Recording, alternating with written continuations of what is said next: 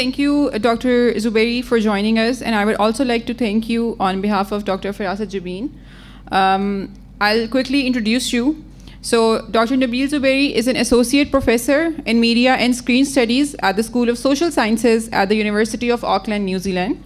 His works include Black popular music in Britain since 1945 and Sounds English transnational popular music. Dr. Zuberi's research focuses mainly on music, media, and South Asian and African diasporas in the UK and US. He is currently co-editing a book, Synthpop and Its Repercussions, with Jeff Stahl and Holly Cruz for Bloomsbury Academic. He will talk about how to publish in the Communication, Culture and Critique CCC journal. Please give a warm welcome to Dr. Zuberi. Thank you very much. Thank you for inviting me to speak to all of you. I can't see you, but oh, great. Thank you. Glad to see you. I'd love to be in Lahore. I've never visited, though my father went to medical school there. So I'm glad to be here speaking to you.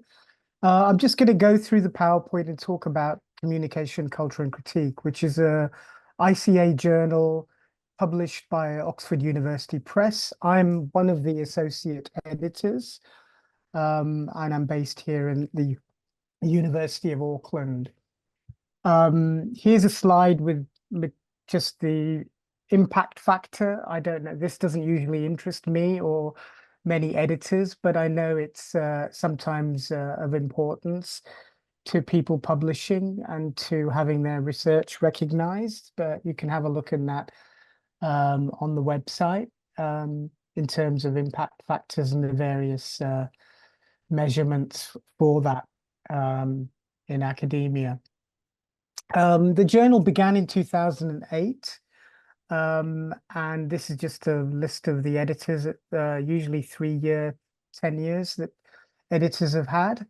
Karen Ross, John Downing, Radhika Parameswaran, Laurie Ouellette and Sarah Bannett-Weiser. All of these scholars, I think, were US-based at the time. The current regime includes Melissa Click, who is the editor, and then a team of associate editors. And one of the great things about this journal, I think, for me, having worked on popular communication, which was an ICA journal as well, is that the journal is quite diverse, in quotation marks, in terms of its editors and the editorial board as well. So Ingrid Bachmann's based in Chile, Jason Cabañas is from the Philippines, Alfred L. Martin's African-American scholar, Yving, Chinese, Australian, but based now in the US, and me, Pakistani, British, New Zealander, based in Auckland. And this kind of editorial setup really came about in the wake of Communication So White, hashtag Communication So White, which was a kind of initiative at a discussion in the 2019 ICA conference, and then really produced several journal articles and journal issues really about how to make communication studies less white, more global, and less Western-centric, I guess. You can read a special issue of that in 2020 on the website. The journal's accessible to all ICA members as well. Let me tell you a little bit about the scope of the journal. And what we're looking for is really high quality original scholarship. We encourage a diversity of critical approaches. The critical is really important. So looking at questions of power, inequality, and justice at the center of empirical and theoretical inquiry. Alongside that critical approach is qualitative scholarship primarily. We prioritize that engages with wider historical, economic, cultural, and political dynamics. And And one thing that this particular, I guess we can call it a regime of editors, has kind of tried to do is to encourage scholarship on, by, and or about people and topics underrepresented in academic publishing. And that's, that's come out of that communication so white, partially through that anyway. So here's just a kind of, I thought I'd give you an example of some of the work that we've done over the last 3 years. This is from the first issue, so just, you can see a kind of variety of topics. We kind of range from, I guess, what people might consider the more humanistic end of media and communication studies to social sciences as well, though the emphasis is on the critical and on qualitative research. We publish 4 issues each year. As well as those issues, general issues, we have had a number of special issues as well. So here are some examples: digital migration practices in the everyday. So guest editors will usually pitch a proposal for a special issue to the editor. And the associate editors also look at that, and we give feedback. So in 2022, centering women on post-2010 Chinese TV. That was actually recently awarded, given Best Award for Best Edited Issue by British Academic Publishing Organization. Beyond the tropicalization of concepts in 2023, to kind of think about how theoretical concepts could come from other parts of the world, global south. And most recently, we had feminist political communication in the global south, just this month, published as a special issue. We also publish, so as well as those special issues, we also publish forums. These tend to be shorter pieces of a number of, like 1,500 words to 3,000 words, with a number of different articles on a particular topic. So we had one on academic life in the pandemic in 2021. Prying the Doors Open, Women of Color and Mentoring in the Field of Communication. And this one, Digital Cultures of South Asia, Inequalities, Informatization and Infrastructures. Usually special issues consist of 6 to 8 original articles, 5 to 10 forum essays, or a combination of both. We can talk about how you might pitch those in the Q&A shortly. Unfortunately, we haven't published a lot on Pakistan yet, but a recent article from a couple of years ago, 3 years ago now, well, 2.5 years ago, was on Coke Studio Pakistan, which seems a popular topic in many journals in the field. Let me tell you a bit about the kind of what we're looking for in terms of general instructions for submission. These you can find in more detail on the website, but I thought I'd just let you know that we're looking for manuscripts of original work of no more than 7,000 words. That's 7,000 words all up, including everything: appendices, tables, references. No identifying information, which standard for all journals. An abstract of no more than 150 words and 5 to 6 keywords on page 1. I think all of those standard things that we have. A cover letter is optional. You don't have to send that, but you can do.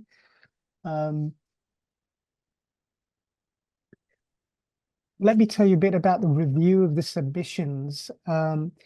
The editor decides, Melissa Click, and whoever will take over from Melissa in the coming years, decides if the submission is appropriate for the journal and for review. And then submissions are anonymously reviewed by at least 2 reviewers. Now, over the as when we took over the journal, we tried to really simplify the kind of instructions. Probably those of you trying to publish journals note the kind of arcane and very detailed and quite complex instructions for submission of manuscripts to journals. So we spent quite some time trying to simplify it and make our processes as transparent as possible to people that might submit. So this is what we put up on the website, but this is what reviewers are kind of asked to evaluate the manuscripts on this basis. So the manuscript, whether the manuscript asks critically oriented and clearly articulated questions that make a meaningful scholarly contribution, present a compelling analysis with appropriate methods, sound reasoning, and evidence, that the papers incorporate scholarly literature with appropriate breadth and depth, and that the papers organized thoughtfully with a clearly communicated purpose. And something that we've really added that sometimes you don't see on many journal websites is that the author is reflexive about their positionality and addresses issues of power and inequality. So thinking about and reflecting upon the relationship of the author or authors, scholars to the subjects of research, subjects and objects, I guess, of research, and power relations. And that the paper engages meaningly and ethically with marginalized communities and cultures when they are the subjects of the submission, or referenced in citations. Right. So those are the basic kind of criteria for which things are reviewed. Usually a review will take, and for the first decision, will take, I mean, the editor decides if the submission is appropriate for review, for the journal and for review. If it is, then all people that have submitted will be informed of that, or if it isn't. And then it's sent to two reviewers, and reviewers usually take anything from 2 to 3 months. As you know, reviewing of manuscripts often takes a considerable time, but within 2 to 3 months, you should get a first decision. And then after that, 4 to 6 weeks. It can vary depending on the number of revisions or the types of revisions expected to the manuscript. So it does take considerable time. You should plan for some months for from submission to publication. Oops. There is also a pre-submission review program, and that's something that we've introduced with ERIC, the Ethnicity and Race in Communication Division of ICA. And that's a program that is designed to mentor authors that are underrepresented in academic publishing traditionally. So especially scholars from, quote, the Global South, for graduate students and early career researchers. People that may not have had so many resources as well. And what that does is pairs up, if a paper is thought valuable enough or in line with what the journal is looking for, the program pairs each author with a mentor, usually from the wider editorial board, who will help them prepare their manuscript for submission to the journal. And there one gets feedback in 6 to 8 weeks. So in that case, one should email the manuscript in the journal format, with a statement of no more than 100 words describing your interest in and eligibility for the pre-submission program, to the journal's editorial assistant. So, if you haven't published in many journals, you know, and feel you're eligible for this feedback, then you may want to contact the authors with your manuscript here initially before actually submitting officially to the journal. And that's the journal. All contact with the editor and the editorial assistant is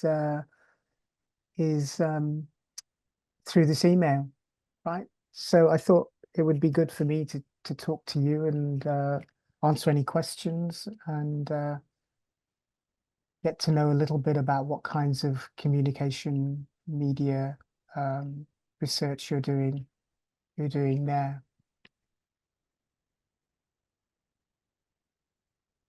Thank you. And I'll send this PowerPoint to Dr. Jabin as well as soon as this meeting's over, so you can have it with the links there. I hope that was helpful, and I'm happy to answer any questions. Thank you, Dr. Zuberi, for your practical tips. It was definitely helpful. And if any of you have any questions, please raise your hand. Yes, please. Hello, can you hear me? Yes, I can. Yes. All right. Thank you for your insightful talk. Actually, I went through your recent issue of the journal. So I just wanted to ask you that I have observed that most of the studies, they were qualitative studies. So do you accept quantitative studies or mixed method approaches in that journal? Mixed methods usually. The emphasis is on qualitative. There are examples of mixed methods, but not purely quantitative research. Yeah, we tend not to have that, but we do, we do have a combination, but primarily it is qualitative research and critical research. I guess those are the two adjectives I would use primarily to describe what we do. Thank you so much, Dr. Zuberi. I am Noman Yasser from University of Sargodha, and having an interest in publishing in qualitative research. This is really a great journal. I have already gone through it. And one of the great opportunities and the support which is being provided by your journal is that before publication, if we send a brief to your associate editor or the deputy editor, it may provide a lot of support. So if we send that short manuscript, how much time normally it takes so that we may take the decision regarding improving it by ourselves? I think if you mean the pre-submission review program, with that, it would be a normal, usually that would be a typical 7,000 word journal article in the journal format. So you'd write it as if you were going to submit in an official submission, but then contact the editorial office with a note, really. And then if the editor thinks that it's appropriate, the editor would contact you pretty quickly to say, yes, this looks like something we can publish in the journal. We will find someone appropriate in that area or someone with expertise that can give you advice and mentor you. And they will give you feedback within 4 to 6 weeks, I think, for that submission. And then you would revise your manuscript based on the mentoring, and then officially submit the manuscript, and then it would go through the normal review process that everybody goes through, that every submission would go through. Thank you so much. Yeah. But you're welcome to send something to me as well if you want, or if you think it might be appropriate, that seems to fit the journal, and I can give you some feedback, if not a full. I wouldn't be the mentor, but I can give you some advice if it's helpful. Thank you so much for such a comprehensive and wonderful session this morning. I'm Dr. Koratulen from Forman Christian College. My question is, this was a very interesting session and you gave us many pieces of wonderful advice. I am interested in knowing what makes a reviewer or an editor select or reject a paper in the moment you kind of see it. What are the do's and don'ts of preparing the manuscript so that it clicks with the reviewer or the editor and it goes to the next stage and it doesn't get rejected at the very initial stage? Okay. All right. Well, firstly, I guess, that it's proofread, typos and so on. I think people are looking for also, as an associate editor and editor on another journal as well, I would look at the list of references, the bibliography as well, and look to see what kinds of work has been cited there. There may be classics in the field, but I also there may be, but I think we look for somebody that is relatively up to date with scholarship as well in that area, or relevant scholarship to the subject.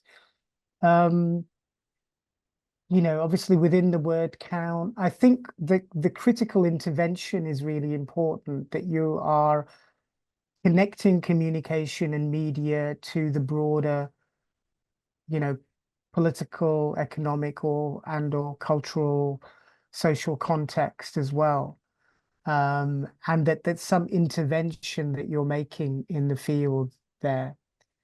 So I think that is key, that it's not just describing a particular phenomenon, but explaining that and why it's important to critically analyze that, either given the scholarship or given the significance of that media and communication topic. So I think those are the first things we look at, I should have mentioned, I think I've written it there, but there's an abstract. I did mention the abstract of 150 words. That's clear in terms of a thesis statement, that there's an argument there, that it's not just explaining that my paper is about blah, blah, blah, but this is the argument and the thesis. And that crisply gives a sense of the areas of scholarship, the literature reviewed, and very concisely signals the methods that are being used in that paper as well. And then just kind of organization of a classic academic paper, right? That you have a thesis, there's a literature review element, clarification of methods, methodology, and analysis of findings, right? So I think those are the things that we're looking at initially. Initially, the editor reads a lot, so a lot of material. I'm not sure of the exact percentage, but of what's rejected. I should have found that out, but the editor will reject a lot of work right away, and often it's not necessarily because it's not good, but it's just because it may not be the appropriate journal. So Melissa Click will write to people that submit those kinds of manuscripts, that maybe this belongs in X journal or Y journal as well. So we do try to be helpful, and that's often the main reason for declining or rejecting right at the get-go. Sorry,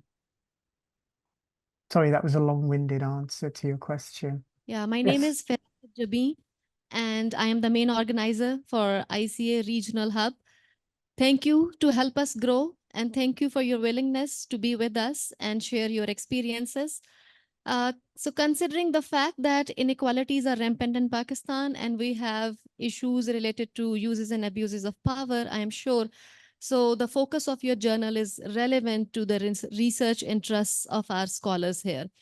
I would like to voice a concern that was raised by one of attendees here when we were having a conversation on how the publishing world works. So the concern was that considering the fact that many scholars here have issues with language, we have brilliant ideas in local scholarship, but it's a problem that our scholars sometimes cannot bring it to international platform like yours only because of the language barrier. So earlier, you talked about the idea of providing a partner or providing a mentor who can work with the scholar if they want to develop a manuscript or write about that. So it would be helpful if you can elaborate on that, and especially in context of language, like what kind of help that mentor can provide to writers from our part of world. Thank you. Yes, we've talked a lot about this. You know, in an ideal world, you'd have more bilingual journals, and maybe with new technologies that would be or more, you know, possible, or multilingual journals. But yes, I mean, mentors do work on writing as well. So you know, if the editor sees that there is a, you know, substantive intervention there in the article or in the manuscript, that it's valuable in that respect, then they would work on English writing, you know, on editing as well. And there are, you know, various stages to that as well. So that mentor would give support in terms of that kind of editing or editorial support for writing. That's all we have in place at the moment for that. I think those conversations are ongoing at ICA, and I think they will be right now on the Gold Coast as well at the journal meeting. So yeah, I mean, that's all I could say right now. We acknowledge that people are coming as second language, you know, working in their second languages. But we do, you know, we do want to encourage publication in English of that research from those parts of the world. So, and what we've tried to do is with the editorial board is, you know, I don't think there are any, well, there might be some Punjabi or Urdu speakers on on the wider editorial board, but yeah, we try to, you know, do our best to kind of match people at least with some knowledge of the areas of research. If any one of you has any question, please raise your hand. Yes, please. Hello, Dr. Zuberi. Am I audible? Hello. Yes, you are. Okay. Sir, I am Laiba Hussain, a graduate student of Mass Communication Department at FCCU. Since we are students and we're just stepping in the world of academia, so I wanted to ask for your advice that what would you suggest that the early career researchers like us who are aiming to publish in this journal, particularly regarding networking, mentorship, and finding a niche within the journal. And what do you think, what are the pitfalls that we must avoid in our writings as well? And what do you suggest to make our writing strong? Maybe rather than pitfalls, I'll just say what would make what would be good writing and a good paper or a good intervention or a good submission, maybe. I think what we're looking for is really content that's really engaging with the world, that is trying to make a difference and trying to be critical. I'm not sure you know, what kind of research you do, but I think that's the most important thing. I think pitfalls, I think descriptive work, right? That is primarily descriptive rather than, you know, analytical. Although this is a problem, I mean, it's kind of unavoidable. It's one of the contradictions of writing from parts of the world that are underrepresented in you know, Western academic journals. You do have to describe a little bit more to kind of set context for that general reader who may be anywhere but is an English language reader. So I would say make sure that you provide plenty of context and emphasize what your critical intervention is in the topic, in the research topic. I would say don't be too bound by particular paradigms. You know, I think on our journal, we've quite varied in terms of our research. We have people who, in terms of the editorial board and what we publish as well, we have people that do political economy, media industries, people like myself that study music and more interested in texts, and some who are more interested in technologies, media technologies, communication. The purview of the journal is very broad, but I would say that critical element is really important, and qualitative and interpretation. We want to see kind of strong interpretation in there, and a strong interpretive voice in the writing, I think. Yeah, don't be bound by a particular paradigm, you know, like I'm going to analyze X topic based only on this scholar or a particular theorist. That's what I would say to graduate students anyway, postgraduate students. Well, thank you, Dr. Zuberi, for joining us today and sharing such valuable insights with us. You mentioned your connection with Lahore earlier, and we hope to see you in Pakistan one day. And thank you again for joining us, and have a great rest of your day. Okay, Khuda Hafiz. Thank you.